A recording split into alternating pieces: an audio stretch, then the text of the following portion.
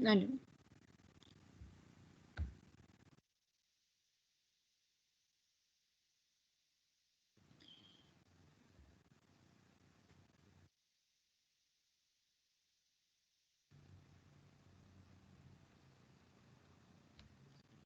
Listo, chicos, ¿ya se está viendo la presentación?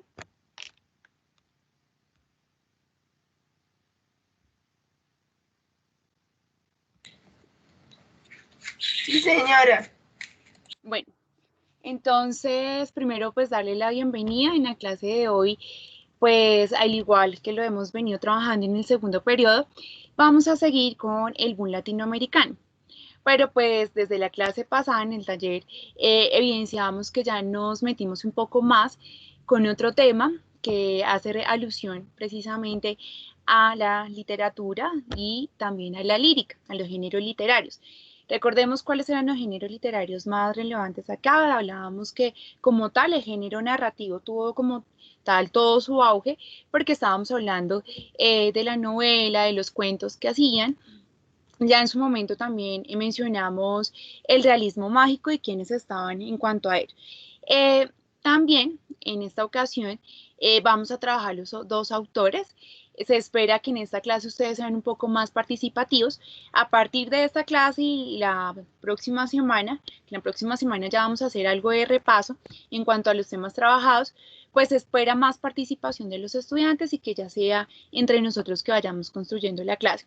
Por eso en algunos momentos les voy a pedir que ustedes me hagan el favor de leer algunos fragmentos, de hacer una participación y esto con el fin también de ver otra mirada en cuanto a los poemas que se plantearon para el taller número 6 y 7. Entonces vamos a seguir el orden del día.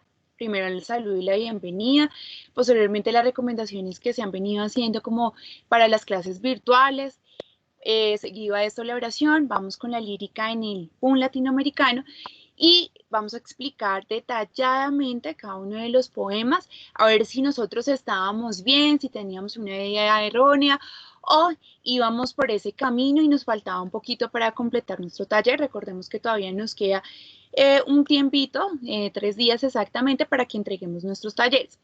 Y por último, pues las preguntas por parte de los estudiantes. Y pues acá también hago salvedad de algo y es que vamos a tener un ejercicio que vamos a poder hacer entre todos, en el cual sí necesito pues que seamos muy participativos. Recordemos que en clase pues yo ponía puntos extra por esta participación. Aquí también por parte de este taller y el ejercicio que se va a plantear, vamos a tener como tal puntos extra. ¿Listo? Recomendaciones durante la clase, pues desactivar la opción de cámara, esto ya lo sabemos, para no desactivar el sonido. En este momento estoy escuchando ruido, entonces desactivemos sonido. Eh, la plataforma Teams ya tiene como una opción de levantar la mano, entonces para pedir la palabra ya la vamos a ir utilizando, manejar un vocabulario respetuoso y pues esta clase está siendo grabada. Voy a pedir en este momento que silenciemos los micrófonos.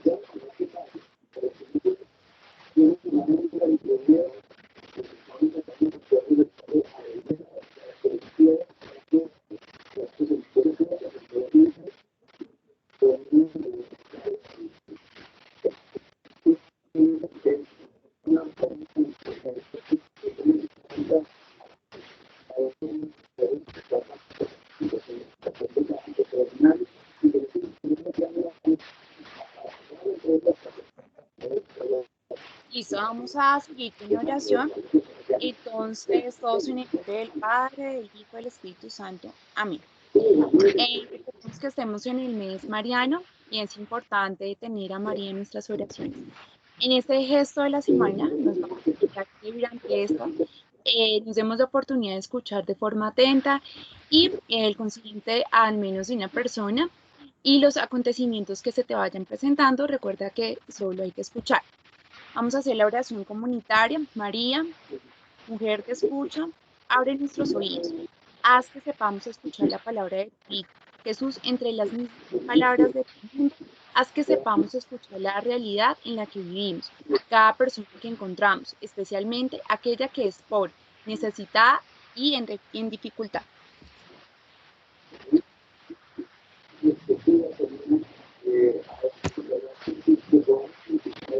Vamos con la lírica del buen latinoamericano.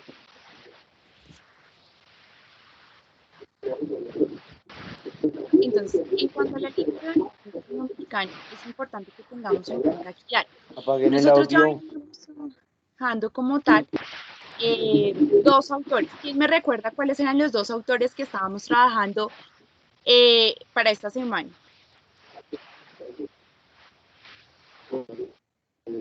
¿Qué autores estábamos trabajando?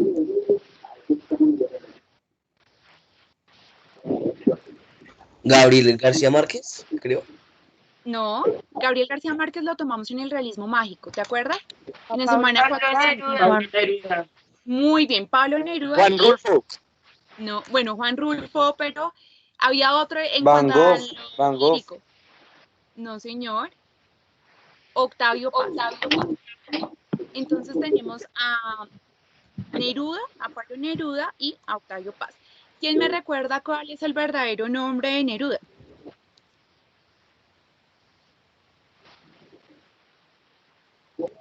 Neftalí, ¿qué?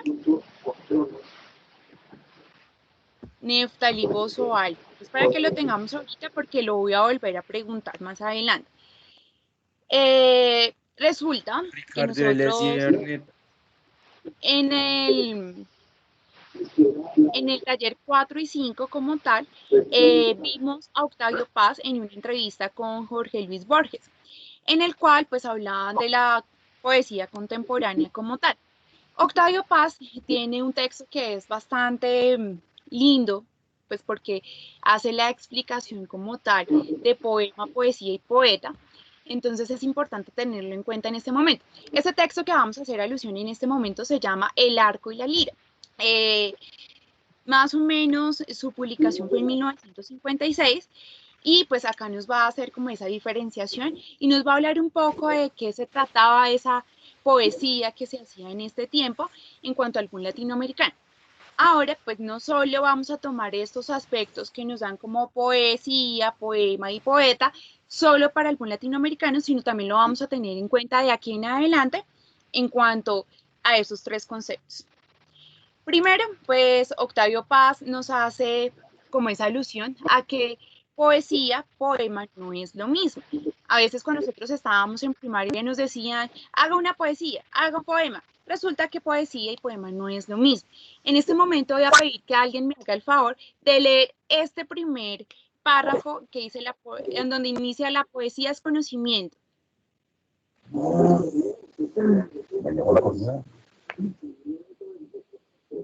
Alguien que me haga el favor de leer este primer fragmento. Yo. Listo. ¿De dónde? De donde dice la poesía es conocimiento. Es conocimiento, salvación, poder, abandono, operación paz de cambiar el mundo. La actividad poética es revolucionaria por la naturaleza. Ejercicio espiritual. Es un método de liberación interior. La poesía revela este mundo, crea otro. Muchas gracias, Chuli. Nos dice, la poesía es conocimiento, salvación, poder, abandono. Si nosotros estamos mirando en cada uno de esos conceptos, hay como tal antónimos, ¿cierto? Pero también hay palabras que contrarrestan. Si nos dicen que es salvación, pero al mismo tiempo es abandono, quiere decir que la poesía es un todo. Todo es poesía, desde un cuadro, desde un sentimiento de alegría, desde un sentimiento de tristeza, y la poesía acá nos está diciendo, por naturaleza es ese ejercicio espiritual, es un método de liberación interior. La poesía revela este mundo y crea otro. Ahorita cuando nosotros empecemos a leer el poema que estaba propuesto por parte de Neruda y por parte de Octavio Paz, nos vamos a dar cuenta precisamente de esa frasecita, la poesía revela este mundo para crear otro. Entonces, tengámoslo muy presente ahorita cuando vayamos haciendo la otra lectura. ¿Quién me ayuda con el segundo fragmento donde dice, hay poesía sin poemas?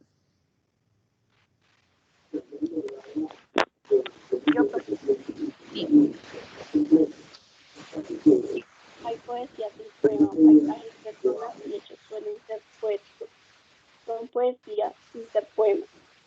Pues bien, cuando la poesía se da como una condensación del azar o es una cristalización de poderes y circunstancias ajeno a la voluntad creadora del poeta, nos presentamos a la poeta. Listo. Acá dice, no todo poema, Octavio Paz decía, no todo poema es poesía, ni toda poesía es poema. Ya vamos a mirar qué es poema para que hagamos esa aclaración. Cuando nos dicen que hay poesía sin poemas, paisajes, personas y hechos, suelen ser poéticos. Hace alusión, como la poesía estamos diciendo que lo es todo, ¿cierto? Hace esa alusión a esa capacidad de asombro, a ver algo que de realmente a mí me va a causar eso, una sensación en mí, es algo espiritual mío. Ahora, como tal, si está diciendo esa capacidad de asombro, ¿será que en Colombia ya escribir de tanta masacre, de tantas muertes, ya no hay asombro? Porque ya estamos acostumbrados a ver ese tipo de situaciones.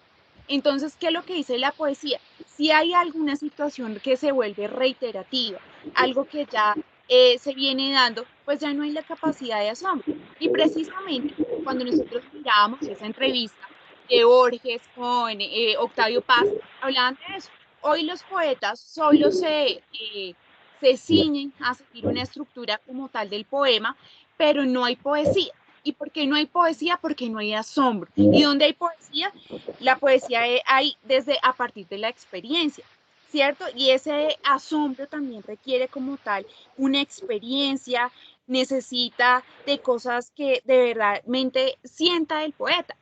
En su momento vamos a ver Neruda porque habla de esos temas, ¿cierto? Nosotros no podríamos hablar de eso porque no vivimos la misma situación, no estábamos en el mismo contexto político. A pesar que ahorita nosotros estemos en este contexto, nosotros no hemos sido exiliados, la violencia de pronto no ha llegado tanto a nosotros, no hay dictaduras, ¿sí? Tenemos también un contexto pesado, pero hablaríamos de otros temas. Entonces, la poesía es el obrero, la poesía es la injusticia, la poesía es el amor, la poesía es cada uno de esos sentimientos que pueda expresar y sentir el poeta. Vamos ahora con poema. Entonces uno diría, pues, ¿qué diferencia hay ahí? Sí, entonces, ¿qué es poema? Entonces, alguien que me haga el favor de leer esta primera analogía.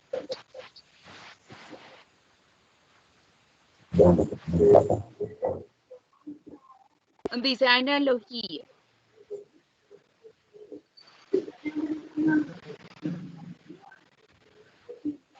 ¿Leo que, profe? ¿Dónde dice La analogía? analogía. El poema es un caracol en donde resuena la música del mundo y metros rimas. Espera, espera. Gracias. Pues bien. Señora, el poema es un caracol en donde resuena la música del mundo y metros y rimas no son sino correspondencias, ecos de la armonía universal. El poema no Listo. es una forma, ¿ya? Sí, hasta ahí. Era primero esa analogía. Muy bien. Entonces nos están diciendo que el poema es como un caracol, ¿cierto? ¿Ustedes han escuchado un caracol o han escuchado una concha de mar? ¿Qué se escucha por dentro? ¿Qué se escucha por dentro de una concha de mar o de un caracol? Un eco, ¿cierto? Nos están diciendo, nos ponen una analogía, ¿cierto? Y la analogía que nos ponen como tal es un caracol donde resuena la música del mundo. Entonces, el poema precisamente es eso, trae toda esa experiencia que tiene la poesía y es el eco de eso precisamente. Nos dicen, el poema no es una forma literaria, sino el lugar de encuentro entre la poesía y el hombre. El poema como tal es esa materialización de la experiencia. ¿Cierto? Ya decíamos que poesía podía ser cualquier cosa, podía ser un cuadro, podía ser una inspiración para el poeta, pero ya el poema es la materialización que yo tengo como tal y ya tengo una estructura, ¿cierto? Entonces recordemos la estructura de un poema. Hablábamos de las estrofas en cuanto a la métrica. Estamos hablando de las estrofas, de los versos, que las estrofas eran como ese conjunto de versos y los versos cada uno de los renglones que tiene el poema, ¿cierto? Y que tiene una métrica. ¿Qué es esa métrica? Hablábamos que si cada uno de los versos tenían 8 sílabas, era octosílabo, ¿cierto? Entonces, esa es la estructura, el poema es la estructura, la poesía es lo que va más allá, es el sentir, ¿cierto? Y, y lo que en verdad se manifiesta un sentir, muchos pueden escribir en prosa. Yo puedo decir, del cielo cayó una flor y mi mamá se la puso y qué linda quedó, ¿cierto? Pero eso no es poema, ni va a ser poesía. ¿Por qué? Porque yo me dediqué a cumplir una estructura como tal, ¿cierto? Que rimara, pero no hay un sentido.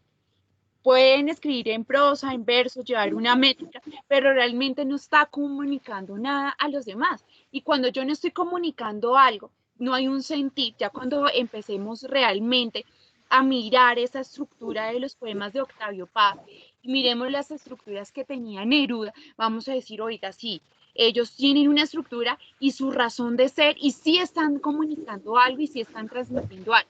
Si ese poema y esa poesía no transmiten nada, pues simplemente me dediqué a escribir un soneto, a escribir una estrofa, a escribir en prosa, pero no estoy comunicando algo.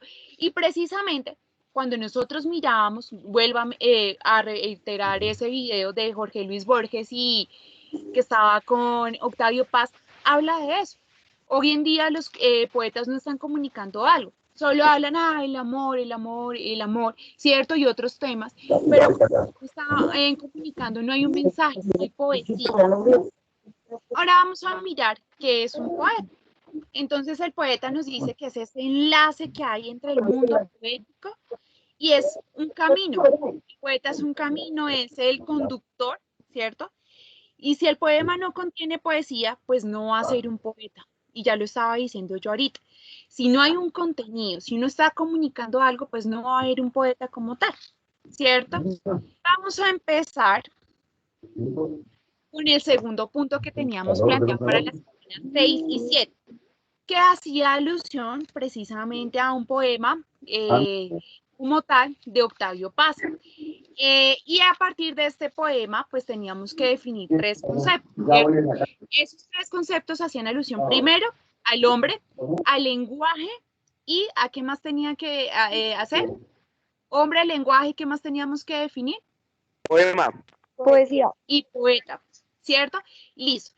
Entonces voy a empezar acá a leer como tal y vamos a ir desglosando aquí como tal el poema que está hecho por Octavio Paz y propuesto en el taller semana 6 y 7. Y nos dice: el fuego de cada día, como el aire, hace y deshace sobre las páginas de la geología, sobre las mesas planetarias, sus invisibles edificios, el hombre. Su lenguaje es un grano apenas, pero quemante, en la palma del espacio. Pilas, aquí vamos a analizar renglón por renglón, es decir, verso a verso lo vamos a ir analizando. Cuando me están hablando de geología, ¿a qué hace alusión? Acá puse una imagen alusiva. Cuando me hablan de geología, ¿a qué hace alusión? ¿Qué es la geología? Señor. A la Tierra. Muy bien, a la Tierra, al estudio de la Tierra. Si me está diciendo sobre las páginas de la geología, como el aire hace y deshace sobre las páginas de la geología, ¿qué me querrá decir? Está hablando de ese paso de la historia, ¿cierto? De sobre la Tierra. Y lo que me está diciendo acá es sus invisibles, sobre las mesas planetarias, sus invisibles edificios, ¿cierto? Es decir, lo que conocemos, cómo existe, ¿cierto? El hombre creador de un todo, por medio de un lenguaje. Su lenguaje es un grano apenas, pero quemante, en la palma del espacio. Cuando hace alusión a esos edificios, nos están diciendo que lo está construyendo a través del tiempo, ¿cierto? Entonces, ¿qué es lo que nos quiere decir como tal esta primera estrofa del fuego de cada día? Ese paso de la historia que hace el hombre, lo que conocemos y lo que existe, el hombre como creador de un todo, ¿por medio de qué? Por medio del lenguaje. ¿cierto? Y esos edificios, eso que está edificando, valga la redundancia, es lo que se construye a través del tiempo. ¿Sí lo entendieron de esa manera cuando lo leímos e hicimos el significado de hombre?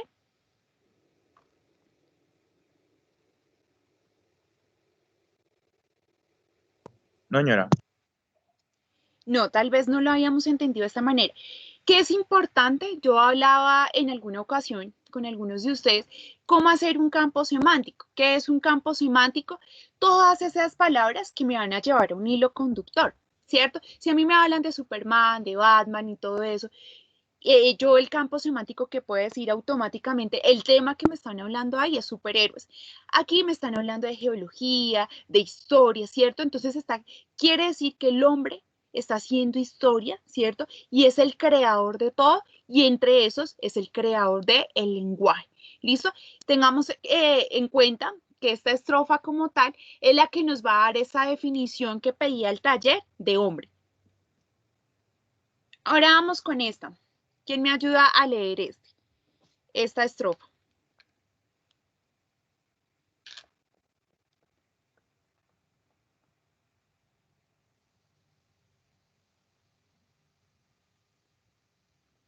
¿Nadie? Listo, lo voy a leer yo. Yo, profe. Dale.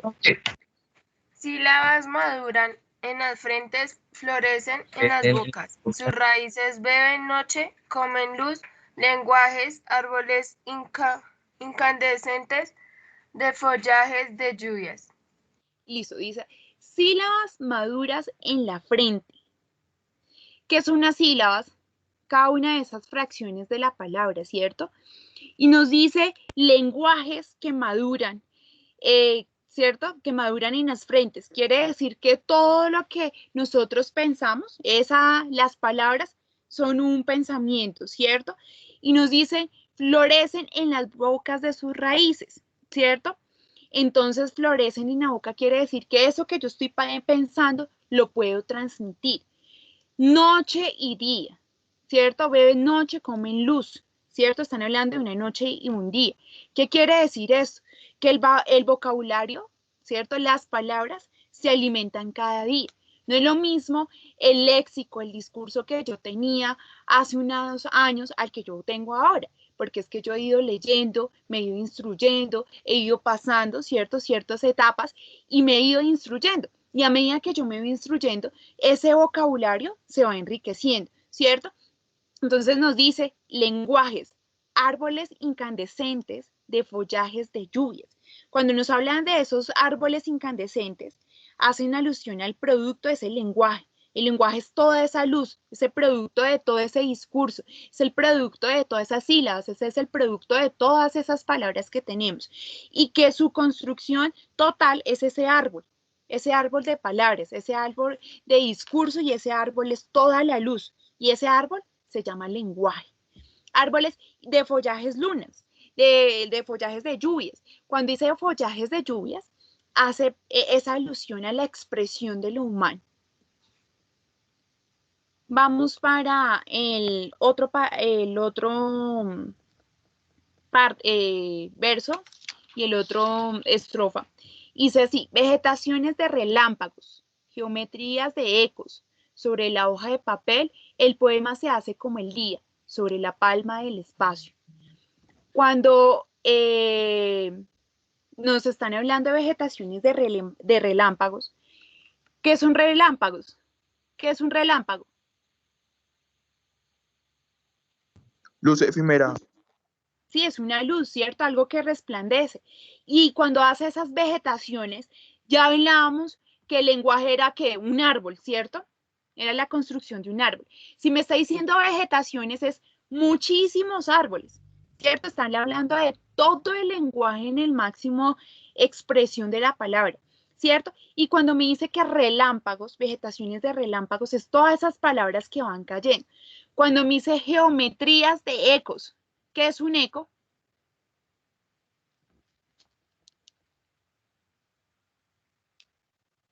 Voz que rebota en las paredes. Una voz, ¿cierto? Entonces, cuando me dice geometrías de ecos, es esa unión que hay como tal en las sílabas para convertir la luz. Sobre la hoja de papel, ahí sí es muy diciente, ahí no hay nada que interpretar. Sobre la hoja de un papel, el poema se hace como el día. Cuando nos dice que el poema se hace como el día sobre la palma del espacio, nos quiere decir que la hoja en blanco es ese espacio como tal, donde se condensa el poema en todo el eterno. Es decir, que el poema es eterno, como el día, ¿cierto? Puede gastar mucho. Y la hoja de papel se hace como el día, precisamente, porque ahí va a ir condensado todos esos sentimientos, va a ir condensado todas esas angustias, el sentir del poeta, etcétera, etcétera. Ahora sí vamos con un poema, promulgación de la ley del embudo, ¿cierto? Esta promulgación de ley del embudo es de Pablo Neruda, ¿cierto? Y es mucho más diciente. Aquí no hay que sacar como tal elementos y poderme ir a investigar, sino que es muy diciente en lo que dice. ¿Qué quiere decir muy diciente? Quiere decir que es muy fácil de interpretar, ¿cierto? Entonces vamos con esta primera estrofa de promulgación de la ley del embudo. Entonces nos dice lo siguiente: ellos se declararon patriotas. Cuando me dice ellos se declararon patriotas, perdón, ¿a quién hace alusión? ¿A quién creemos que hace alusión? Cuando digo ellos se declararon patriotas, vámonos un poquito más atrás de la literatura. ¿A quién hará alusión? ¿Qué creen ustedes, chicos? A los héroes. ¿Y quiénes son los héroes en la historia de la literatura? Acordémonos de la literatura independentista. ¿Quiénes eran los patriotas?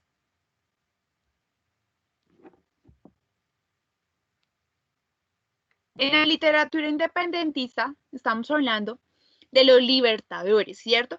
Cuando Neruda menciona ellos se declararon patriotas, se alude precisamente a los libertadores, a los que enmarcaron lo contemporáneo, al héroe, a los libertadores. En los clubs se condecoraron y fueron escribiendo la historia. Los parlamentos se llenaron de pompa, se repartieron después la tierra, la ley, las mejores calles, el aire, la universidad, los zapatos. ¿Qué quiere decir esto? Quiere decir que en el Parlamento están los mejores. ¿Quién es el Parlamento? El Congreso, ¿cierto? Es decir, que en el mejor lugar se pusieron ellos, ¿cierto? Esto quiere decir que ¿cuál libertad estamos hablando? Si precisamente pasó la esclavitud como tal, ¿cierto? De los españoles, pero se sigue condenando, ¿cierto? Porque siguen personas llegando al poder a tomar territorios, a hacer desigualdad social, y precisamente eso es lo que nos está hablando ahí Neruda. Nos dice, los parlamentos se llenaron de pompa, es decir, de todo lo mejor, después de la tierra, la ley, las mejores calles, el aire, la universidad y los zapatos. Entonces, ¿cómo no era un pombo? Las mejores familias enriqueciéndose, esto viene desde mucho antes, ¿cierto? Entonces, esa es precisamente lo que nos quiere decir en esta primera estrofa como tal Neruda. ¿Ustedes saben qué es un embudo? Ojo, porque así se llama el poema, se llama la ley del embudo. ¿Qué es un embudo?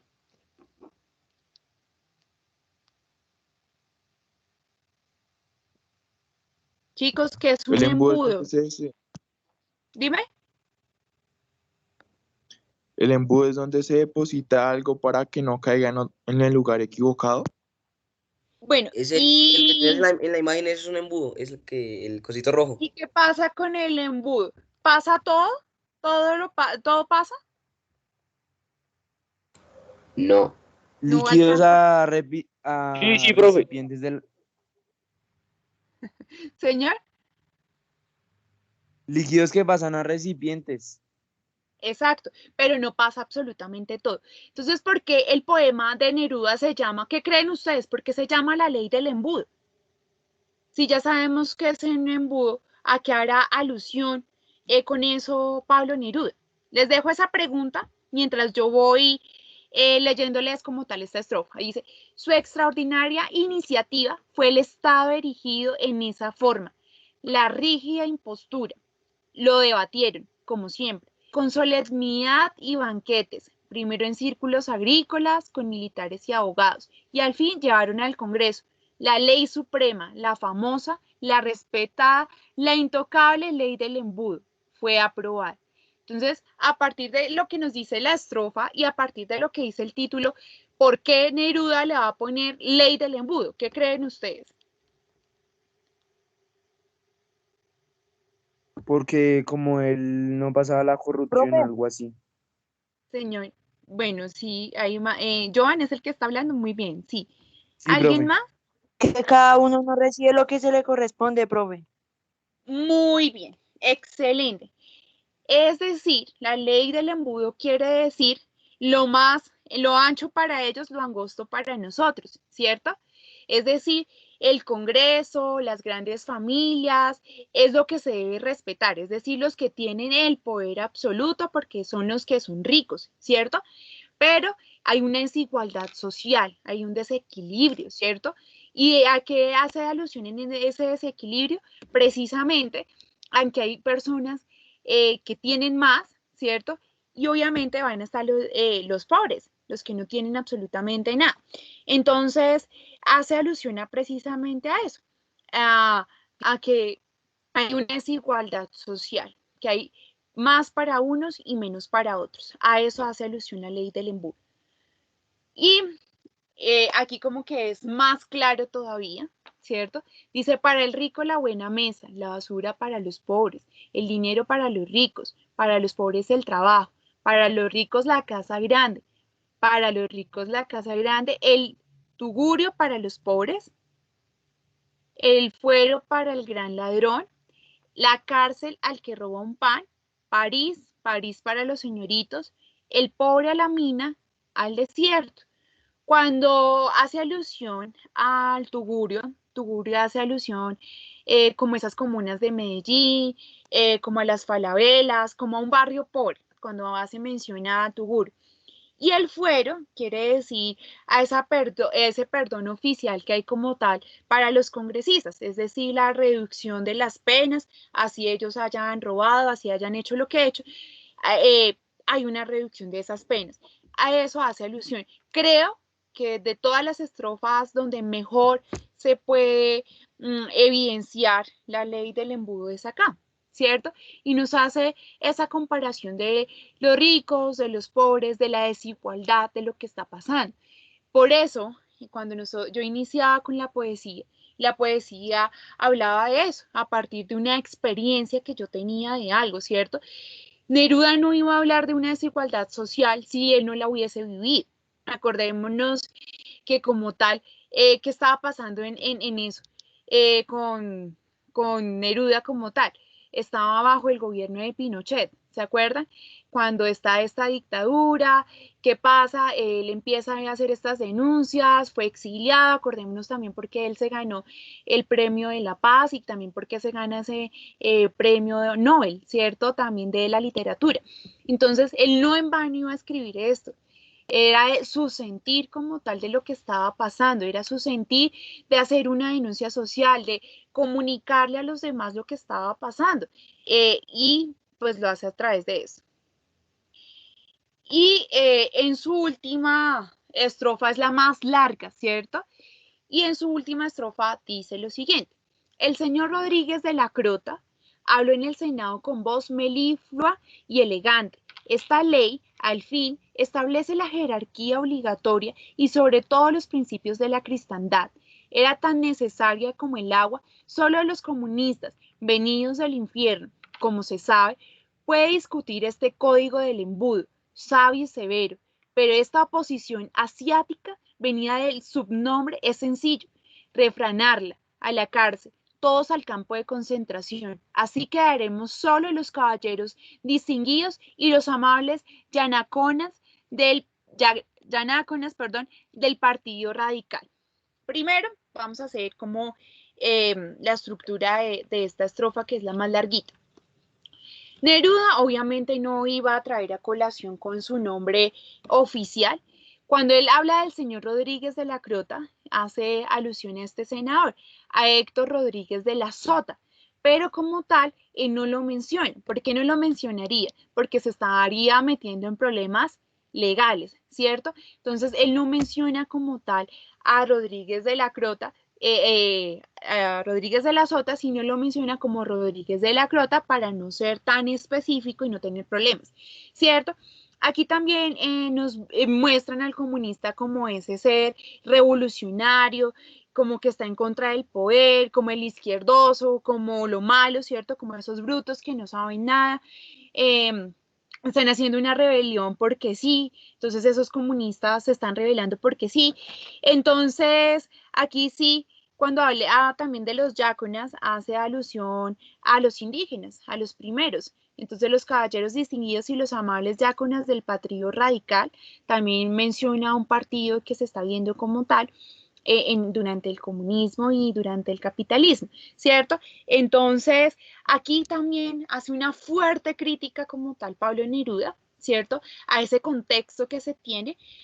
Recordemos que en uno de los puntos se pide precisamente qué influencia tiene o cómo se puede ver, cómo lo podemos comparar con la vida de Pablo Neruda. Pues aquí cómo se puede comparar, porque es el contexto sociopolítico que está viviendo en ese momento Pablo Neruda. Habla de ese capitalismo, habla de cómo se hacen llamar falsos patriotas, ¿cierto? Esos capitalistas, que hay una desigualdad en la nación como tal, que es necesario contraponerse a esas ideas que están mostrando y hace muy poco salió un ejemplo muy claro de eso, y es cuando nuestra queridísima Marta Lucía, ¿cierto?, de la vicepresidenta, habla y hace alusión precisamente a eso, de que los trabajadores deben dar gracias de tener su trabajo a los grandes empresarios. Entonces vemos aquí también un poco de eso que nos habla Neruda y es contrarrestarlo un poco con la realidad que tenemos también. Bueno, aquí hay una canción, es un poco costeñita, es un vallenato, pero no lo vamos a ver como el vallenato, sino vamos a ver la letra. En la letra precisamente se habla de la ley del embudo. Entonces la vamos a escuchar y vamos a hacer después los comentarios como tal. ¿Listo? Entonces, muy atentos, me avisan si se está escuchando y si se está viendo, por favor.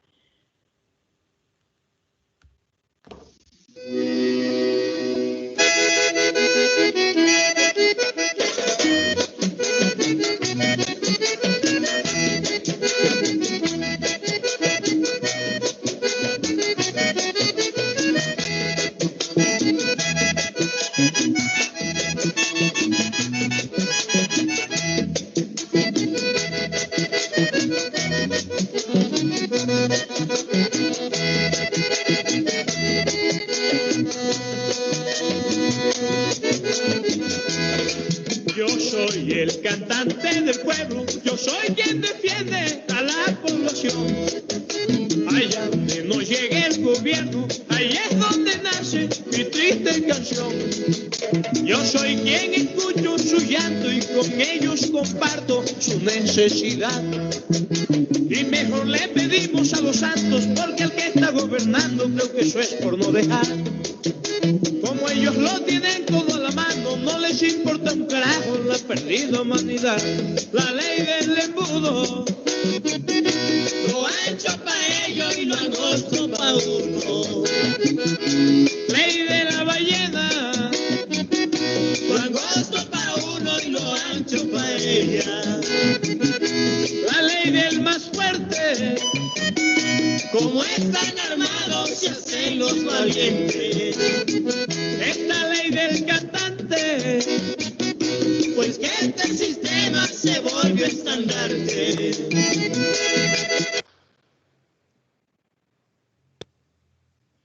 Listo. ¿Qué podemos decir de la canción? ¿Qué nos dice la canción? No podemos extendernos mucho porque ya se está acortando como tal. Pero ¿qué podemos decir de la canción? Nos hablaba también de eso de la ley del embudo. ¿Qué nos dice la canción? ¿Una crítica social? ¿A qué? ¿A qué hace la crítica? A las zonas pobres de algún lugar. ¿Y qué dice la ley del embudo? ¿Cómo la menciona él?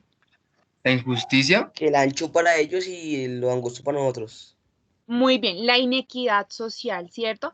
Lo que es la desigualdad social tan grande que hay y como que el gobierno hace oídos sordos a eso.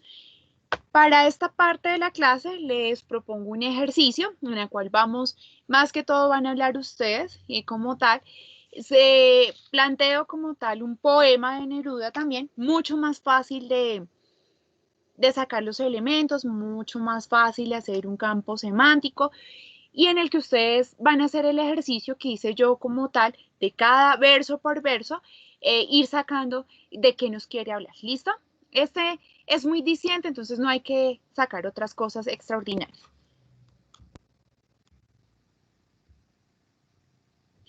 Este poema también es de Neruda, hermoso Neruda, se llama Tus manos. Entonces, yo leo el primer párrafo, la primera estrofa, perdón, y ustedes me van diciendo a qué hace alusión Neruda. ¿Listo? Entonces dice, cuando tus manos salen, y amor, hacia las mías, que me traen volando. ¿Qué me traen volando?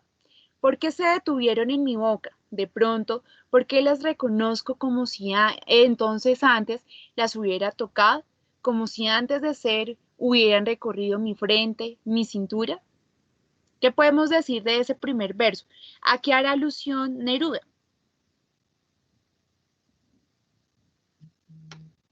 El amor de su vida. Sí, bueno, sí, es el amor. Está hablando del amor y estamos muy bien, Joan. Pero, ¿qué está haciendo con esa mujer o con la pareja? ¿Qué está haciendo? Cuando dice, cuando tus manos salen, mi amor, hacia las mías, ¿qué pasa ahí? ¿Qué podemos aludir? Reflejando su felicidad amorosa. ¿Pero qué está haciendo? ¿Qué está Lo haciendo con la otra agarrando, mano? lo está La está agarrando. tocando, la está agarrando, ¿cierto? Esto, la está tocando, listo.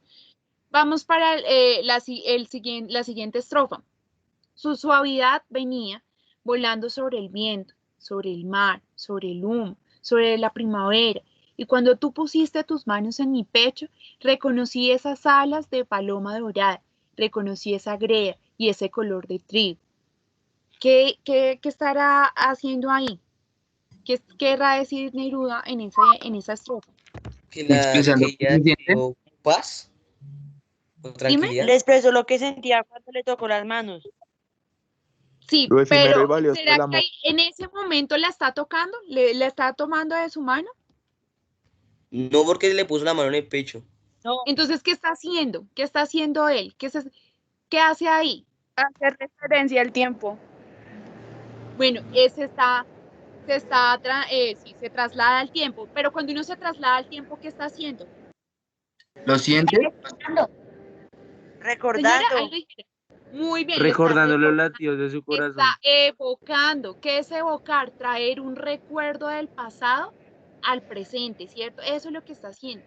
Está evocando. Listo. Dice, los años de mi vida, yo caminé buscándolas, subí las escaleras, crucé los arrecifes, me llevaron los trenes, las aguas me trajeron y en la piel de las uvas me pareció tocarte. Ay, ¿qué está haciendo? ¿Qué querrá decir Neruda?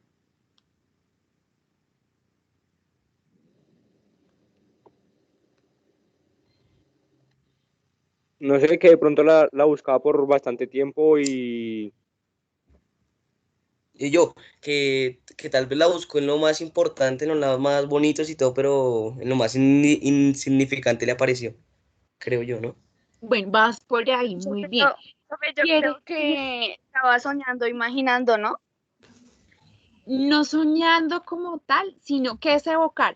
Eso cuando ustedes van a un sitio y dicen, ay, tan bonito que la pasaba aquí. Y todos los lugares, uno se va a evocar una persona, ¿cierto? Si yo voy a la playa, yo fui con mi familia, ¿cierto? Pero después voy solo. Yo me imagino y evoco ese tiempo, evoco ese momento, esa circunstancia y esa experiencia que tuve con una persona y me voy a imaginar nuevamente cómo era estar con esa persona en ese mismo sitio, ¿cierto? Entonces, aquí, ¿qué está haciendo él? De pronto va en un tren, de pronto se comió una uva, ¿cierto? Y todo eso le recordaba a quién, a esa persona, ¿verdad? Bueno, ya en la última estrofa como tal me dice lo siguiente: la madera de pronto me trajo tu contacto, la almendra me anunciaba tu suavidad secreta, hasta que se cerraron tus manos en mi pecho y allí como dos alas terminaron su viaje. ¿Qué quiere decir esa estrofa? Que Termino en un pues momento. yo pues Dime. que ella le hacía recordar todo, pero bueno, al final él como que ya se cansó y votó hasta ahí llegó el viaje, creo yo, No, ¿no? no, no, no, no ¿No? me haga una ruptura de pareja y todavía no, no, no, no Ah, tiene que ver con eso. Tiene que ver es que con solo el hecho de tocarle su mano, todo lo que le transmite, ¿cierto? Todo lo que puede evocar este personaje con solo tocarle las manos a la chica, ¿cierto? O bueno, a la pareja. Entonces, hace alusión precisamente a eso, que con solo tocarla, todo eso que le va a transmitir como tal.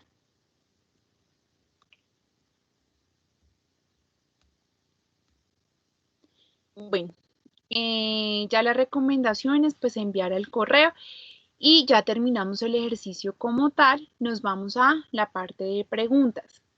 Entonces, importante acá escucharlos a ustedes, qué preguntas tienen, cómo les pareció el ejercicio del día de hoy. Ya estamos un poco más centrados en cuanto a la temática, entonces sí me gustaría escucharlos.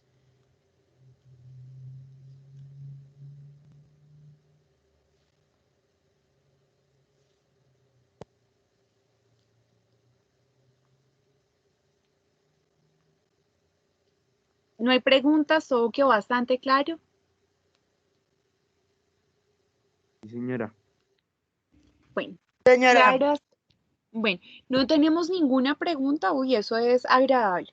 En el chat en este momento estamos escribiendo nuestros nombres, tomando la asistencia, importante que en esa asistencia pues también pongamos el curso, porque pues si no, no vamos a saber de dónde nos es que están asistiendo.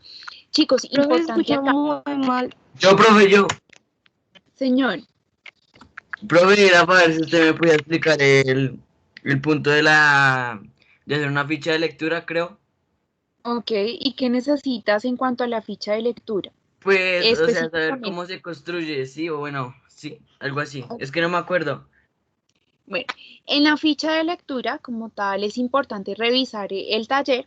Hay un momento en que dice la explicación de todo lo que hay que hacer. Está como tal la estructura de una ficha de lectura. Recordemos que en la ficha de lectura, pues lo primero es poner los datos más importantes, ¿cierto? Como el número de páginas, el nombre del cuento, como estamos hablando que el libro es El Llano en Llamas, el nombre del libro, ¿cuál vamos a poner? Llano en Llamas. Es importante, bueno, nombre del autor, número de páginas, ¿qué más? Editoriales. El editorial, hacer un resumen. El resumen no puede ser más extenso que el mismo cuento, ¿cierto? Debe haber una crítica. Creo que en todos los cuentos que hemos visto de Juan Rulfo, como el que ya los anteriores talleres, todos mencionan un poco de esa desigualdad social, hacen una denuncia social, ¿cierto? Juan Rulfo es de los autores De la pobreza. que llevan más en su narrativa precisamente todo este tema del boom latinoamericano, porque en él se comentan todas estas situaciones. Entonces es importante tenerlas en cuenta y en esa crítica como tal, sí que se menciona, yo pongo mucho, si han visto mis correcciones, profundizar, no se ahonda, no se profundiza en la crítica. ¿Qué quiere decir esto? Que solo mencionamos el tema, se puede trabajar la pobreza, pero ¿por qué la pobreza? ¿Cómo la podemos contrarrestar con algo que realmente está pasando en Colombia en este tiempo, ¿cierto? Ah, sí, Juan Rulfo nos estaba mencionando la muerte, que es en el último cuento, nos van a matar, creo que es que se llama. Entonces, ahí es mirar ese tema de Profe, se muertes, llama, dices que no me mate. ¿qué? No le digas que no me maten, de Juan Rulfo del Llano en Llamas. Entonces, es ir mirando todo eso, contrarrestarlo con la realidad. ¿Será que eso está pasando en Colombia? ¿Será que eso pasó en Colombia? o pasó en algún momento, entonces es ir haciendo esa contrarrestar esas realidades. Y por último, vamos a irnos a las conclusiones. Si yo mencioné en la crítica, por ejemplo, la pobreza, ¿cómo puedo yo concluir con eso? Ah, se puede concluir que la pobreza es uno de los temas más relevantes que hace alusión el autor Juan Rulfo, porque durante todos sus escritos, creo que también habla de citas, ¿cierto? Si nosotros queremos citar, ya como lo había mencionado en talleres anteriores, pues una cita muy simple, ¿cierto? La cita que yo les estoy pidiendo como tal que hagamos es la cita textual corta. ¿Cómo se hace una cita, textual corta? Pues sencillo, solo voy a copiar literalmente lo que está en el texto, lo pongo entre comillas, ¿cierto? Al final abro paréntesis, pongo el apellido del autor, ¿cierto? Pongo el año de publicación y posteriormente la página. ¿En qué caímos nosotros de pronto en el error en el taller pasado? Y es que poníamos el llano en llamas y esas cosas. Hay información que no nos pide como tal la cita textual. Acordémonos que no se escribe PAG porque la cita que estamos nosotros trabajando es la cita como tal de las normas APA. Entonces no hay necesidad de escribir PAC, sino solo la P mayúscula, P punto y la página en la que yo hago alusión. Entonces no hay inconvenientes en cuanto a eso. Espero haber contestado a tu pregunta, a lo que necesitabas en cuanto a la estructura de como tal, de eso. No sé, en el chat no. Las novelas del boom latinoamericano y la lírica tienen algo que ver con el contexto que se tiene, sí, señores.